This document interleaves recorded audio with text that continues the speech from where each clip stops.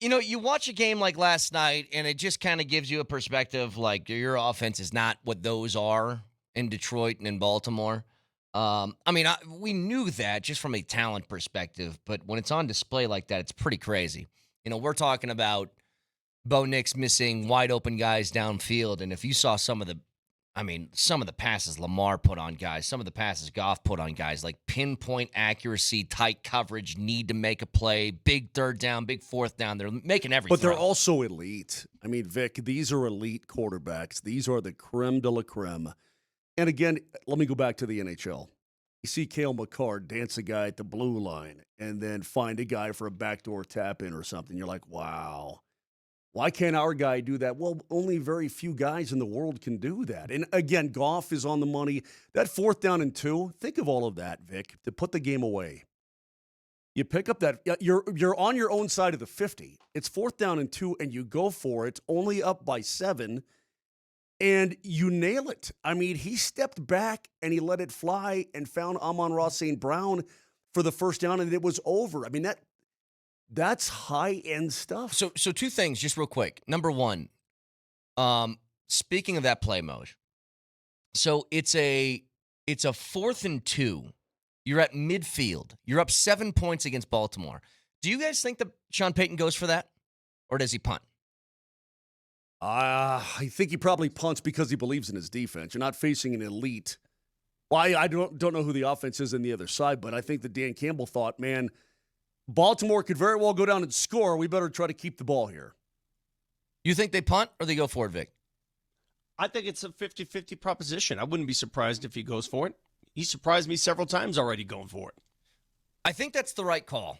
Now, especially with Detroit, it's like your offense is really good, so trust them, blah, blah, blah.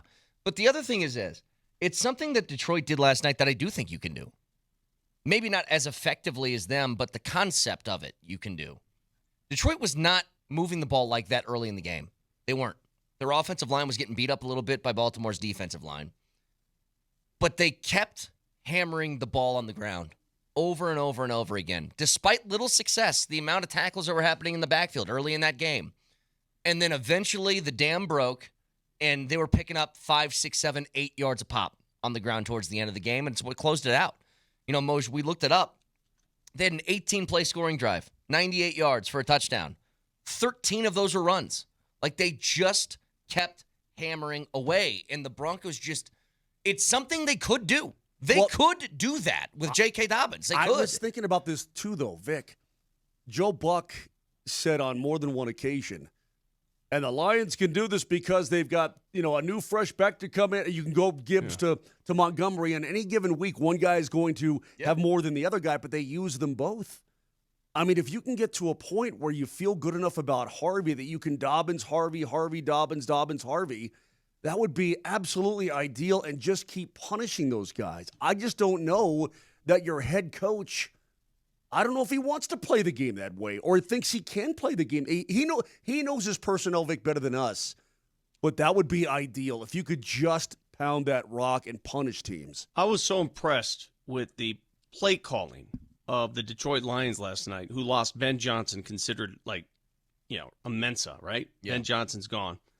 They replaced him with Johnny Morton. And I'm going to raise my hand here and make an admission, because if anything, we're very transparent on the show when it comes to our mistakes, and we own them. I'd like to think we do.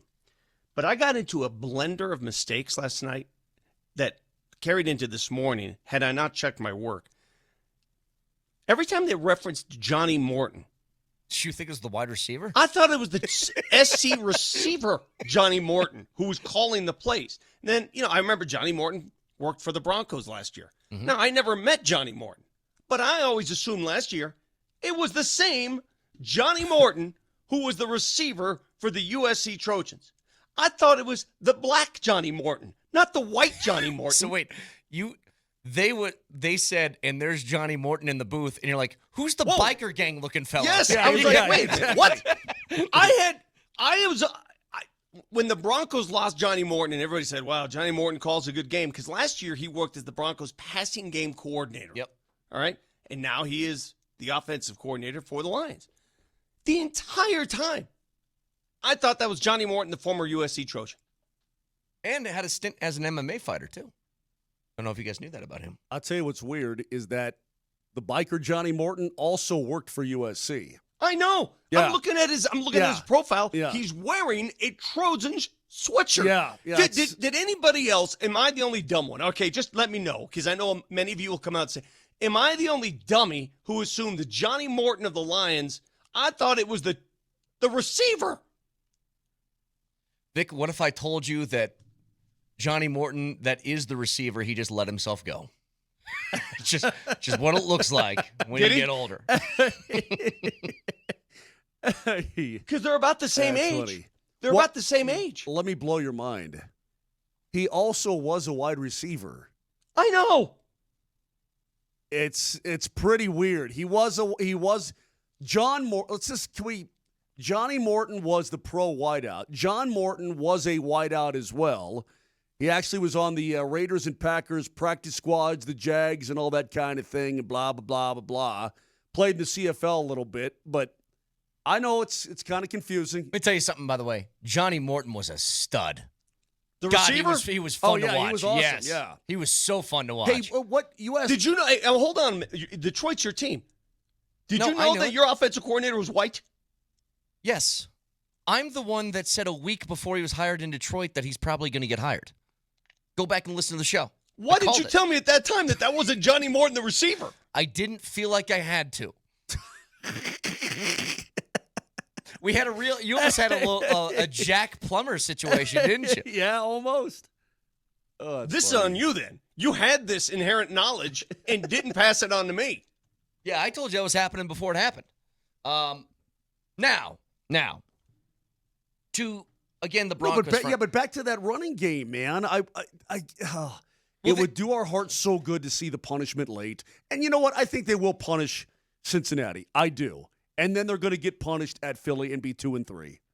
And that stinks. But then they get the Giants. They'll kill them. Can I do a collective patting our show on the back for stumbling across something today in the middle of this conversation we had earlier in the show? We kind of came to this conclusion, and I think it's very important to keep in mind because there was a decent portion of the press conference yesterday from Sean Payton that was revolved around not hitting the deep balls. So here's just a little bit of it. There's the two deep throws, the flea flicker, and then the third down play. And I think you got to be careful you're not overcoaching a deep ball that's going off the fingertips. We've seen a couple in the last 2 weeks, and yet someone asked me about it yesterday, and I think that the more concerning problem would be is if we're leaving those balls inside where they're susceptible for an interception. So he's climbing the pocket. He's doing a great job. Both of those are third and long situations where there's, obviously a different type of pass rush, but that's not what's concerning to me this morning after the loss yesterday would be the deep ball misses. That wouldn't be what's on my mind. He goes on for another question about it, saying when he drove in, it was like 50th on his list of concerns heading into his drive in today. And I'll say this. I don't believe that's true, number one, because you're missing on touchdowns. But number two, this is where I want the collective pat on the back for this show. We all kind of realized in the middle of talking about running the football, sticking with it, blah, blah, blah. The Broncos don't sustain drives. They are not capable of doing what Detroit did last night or what Baltimore did last night, which is a 12-play touchdown drive that goes 70 yards. It's not something that they're capable of because they're not good enough, and a single mistake will ruin any sort of momentum that they have. They need the explosive plays to be a good offense. And when you miss, go ahead, Vic. They're not a slow drip offense. No. It's like your coffee maker, right? They're not a slow drip coffee maker. It's not the way they work. It's a squirt coffee maker. Squirt it all out there. It's these two things out here. Remember, it's Wait, what? There's two type of coffee makers, Moshe. It's the squirters and the slow drip. Never say that term again. Never say that term again. You know the one. Now, Vic, I called these two coffee makers. We have the really nice espresso one in here, but you need to do 8,000 things before it makes you a cup of coffee. Empty the drip tray, fill up the water, clean out this. But those are the better. this. But those are the better. Those are the better coffees. Those they are the ones. The slow drip coffees are the better ones. They're the most reliable. They're the best tasting. It's not a slow drip offense. It's an offense that relies on It's explosion. the Keurig. Yes. It's the Keurig. You have a Keurig offense, okay? You need to put the cup in, hit the thing, and then pff, here it comes. That's all that you have because you cannot sustain drives like these other teams can. People have used the word matriculate for an awfully long time. That was way back in the early 70s when who I think it was gave probably us that Howard phrase? Cosell. He matriculated I think down it was the Len Dawson. Was it Len Dawson? Look it up.